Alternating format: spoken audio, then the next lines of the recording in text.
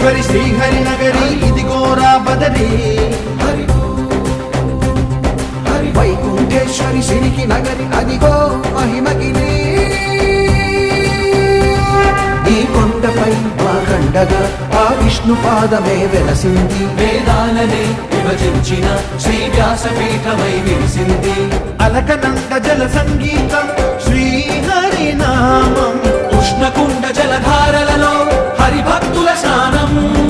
జ్ఞానం మోక్షం మొసగే వైకుంఠ